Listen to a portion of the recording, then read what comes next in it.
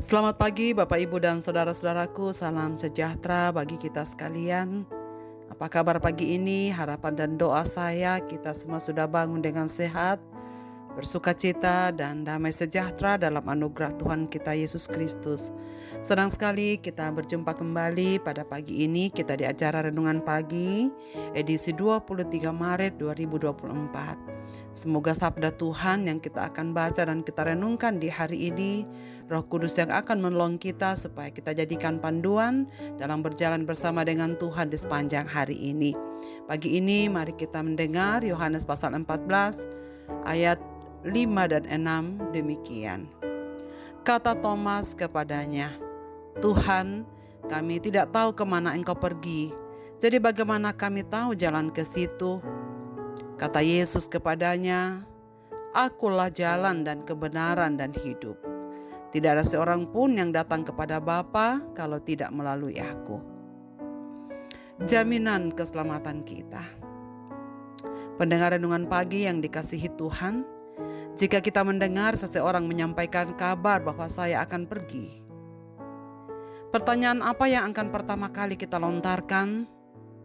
Tentu, sebagaimana lazimnya, pergi kemana? Alamat yang dituju itu kemana?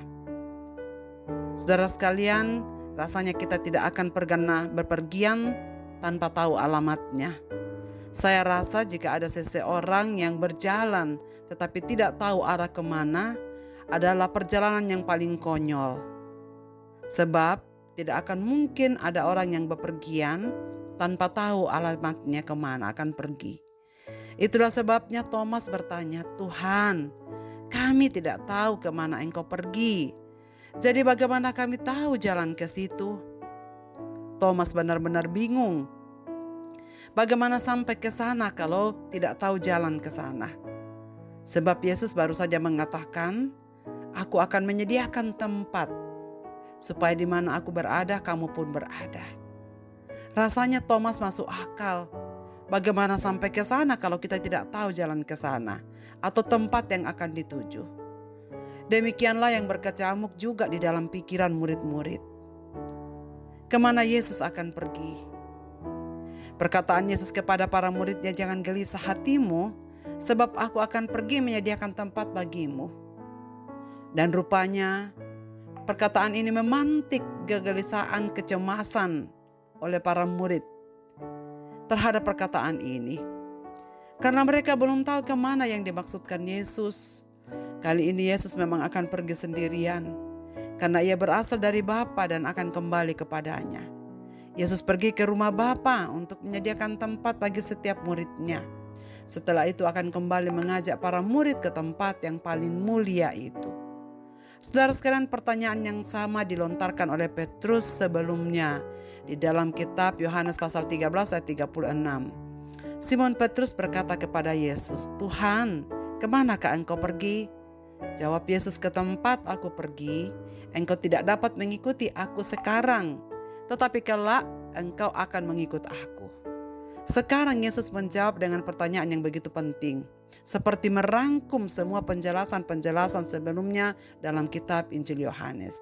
Kata Yesus kepadanya, "Akulah jalan dan kebenaran dan hidup. Tidak ada seorang pun yang sampai kepada Bapa kalau tidak melalui Aku." Rasanya pernyataan Tuhan Yesus dalam ayat keempat, "Dan kemana Aku pergi kamu tidak tahu jalan ke situ," memancing tanggapan yang diucapkan oleh Thomas dalam ayat kelima, supaya pernyataan ini disampaikan, Dialah jalan, kebenaran, dan hidup. Saudara sekalian, sebagai jalan, Yesus adalah jalan kepada Bapa. Sesuai dengan ajaran dan bukti yang disampaikan dalam pasal 1 sampai 12, Dia adalah juru selamat satu-satunya. Dia tidak hanya menyatakan jalan pada keselamatan, tetapi Dia mengatakan dirinya sendiri adalah jalan itu. Karena Dia adalah jalan, maka hanya melalui Dia orang akan sampai atau datang kepada Bapa. Pernyataan ini adalah kepastian keselamatan yang amat berharga bagi semua pengikut-pengikutnya. Sebagai kebenaran, Dia adalah kebenaran. Kita tidak hanya percaya bahwa pernyataan-pernyataannya adalah benar. Kita percaya pada Yesus. karena Dia adalah kebenaran itu sendiri. Sebagai kebenaran yang bertolak belakang dengan gambaran dan bayang-bayang di masa lampau di dalam perjanjian lama. Apa yang masih belum jelas di dalam perjanjian lama, semua jelas di dalam dirinya. Semua diwujudkan di dalam dirinya, karena Dia adalah gambaran yang sebenarnya yang sudah disampaikan di dalam perjanjian lama. Penggenapan nubuat ada pada dirinya. Sebagai kebenaran yang bertolak belakang dengan kepalsuan dan kekeliruan. Ajaran Kristus merupakan ajaran yang sejati. Bila kita mencari kebenaran, kita hanya perlu belajar tentang kebenaran seperti yang ada di dalam Yesus Kristus. Itulah sebabnya semua pengajarannya adalah kebenaran. Dan semua kebenaran dalam dunia ini harus kita ukur, kita tolak dengan melihat apakah sesuai dengan ajaran Kristus atau tidak. Dan sebagai kebenaran yang bertolak belakang dengan pikiran yang keliru dan kebohongan, Dia bersikap tulus pada semua orang yang percaya kepadanya, setulus kebenaran itu sendiri. Karena itu tidak ada kepalsuan di dalamnya. Dialah hidup. Dia tidak hanya menyediakan hidup, Dia adalah hidup yang sesungguhnya. Apa yang dulu kita ketahui sebagai hidup sebelum kita mengenal Dia tidak berarti. Saudara sekalian, kemudian Ia mengatakan tidak ada seorang pun sampai kepada Bapa kalau tidak melalui Kristus. Kalimat ini ditekankan bahwa tidak ada cara yang lain atau tidak ada agama atau kepercayaan yang lain yang membawa orang kepada Allah. Tidak ada ajaran atau peraturan atau disiplin berfaedah menyelamatkan orang dari murka Allah karena dosa manusia selain di dalam Yesus Kristus sendiri. Saudara sekalian, karena itu Dia adalah pengantara sejati. Tidak ada seorang pun yang datang kepada Bapa kalau tidak melalui Dia. Manusia harus datang kepada Bapa melalui Dia.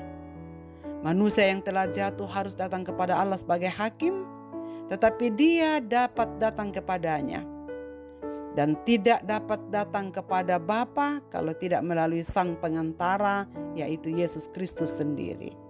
Saudara-saudaraku, kita tak dapat memenuhi kewajiban datang kepada Allah melalui pertobatan dan tindakan ibadah tanpa roh dan anugerah Kristus itu sendiri.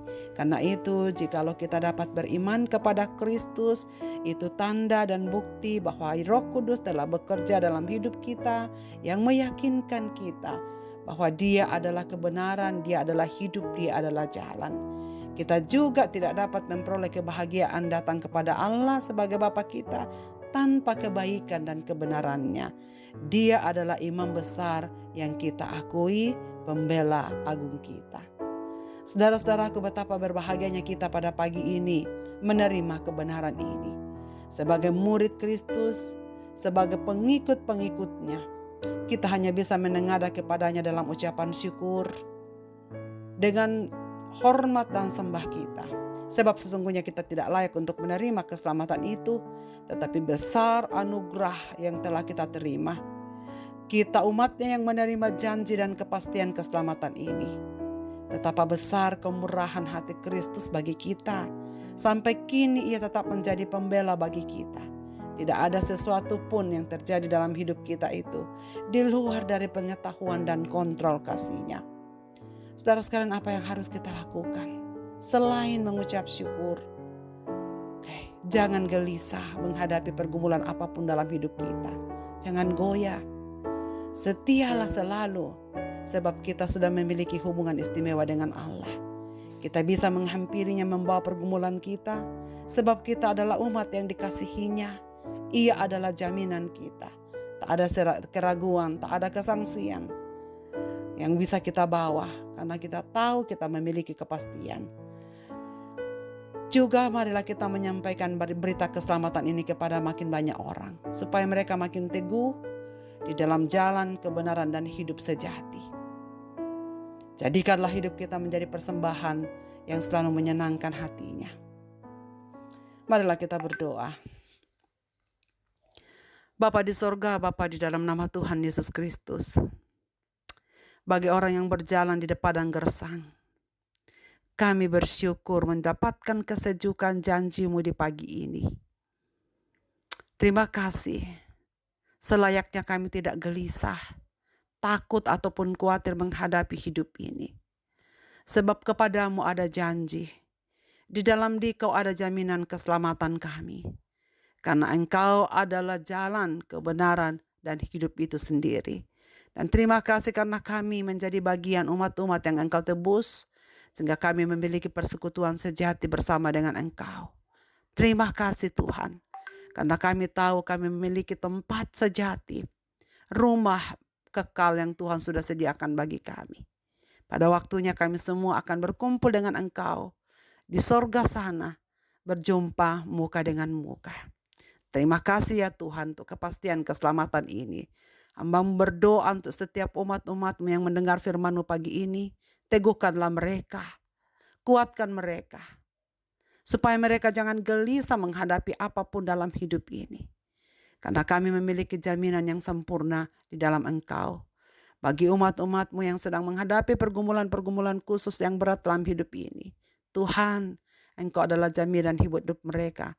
Hiburkan, kuatkan, sembuhkan, teguhkan, agar mereka semua dapat memperoleh kelegaan percaya kepadamu. Terima kasih Tuhan, karena kami menjadi milik kesayangan-Mu. Di dalam dan demi nama Yesus Kristus kami berdoa. Amin. Selamat beraktivitas Bapak, Ibu, dan saudara-saudaraku. Tuhan Yesus memberkati kita sekalian.